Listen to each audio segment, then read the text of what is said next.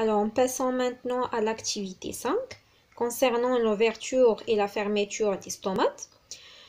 Pour comprendre ce phénomène, on va mesurer la concentration des ions de K+, à l'intérieur des cellules stomatiques et à l'extérieur, c'est-à-dire au niveau des cellules avoisinantes. Les résultats sont représentés dans le tableau ci-contre, voilà le tableau. Et la figure représente un stomate ouvert dont les cellules sont turgescentes. Voilà les cellules turgescentes. Et voilà le stomate qui est ouvert. Ça veut dire que cet ostiole, elle est ouvert. Et un autre stomate fermé dont les cellules sont plasmolysées.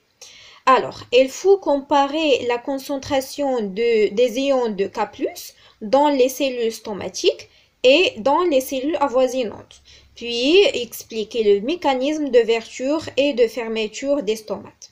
Alors, d'après le tableau, on observe que la concentration de K+ dans les cellules stomatiques est plus élevée que celle dans les cellules avoisinantes, ce qui provoque l'entrée de l'eau de milieu extérieur, ça veut dire les cellules avoisinantes, vers le milieu intérieur, les cellules stomatiques, selon le phénomène d'osmose. C'est pourquoi vous voyez que les cellules stomatiques deviennent turgescentes. Voilà, elles deviennent turgescentes.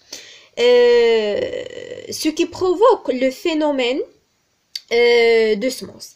Dans le deuxième cas, on observe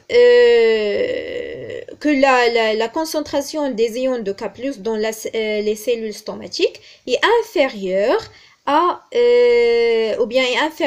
celle dans les cellules avoisinantes, ce qui provoque la sortie de l'eau du milieu intérieur de la cellule stomatique vers les cellules avoisinantes, car la pression osmotique est très élevée au niveau de ces dernières, suivant toujours le phénomène d'osmose. C'est pourquoi, dans ce cas, les cellules deviennent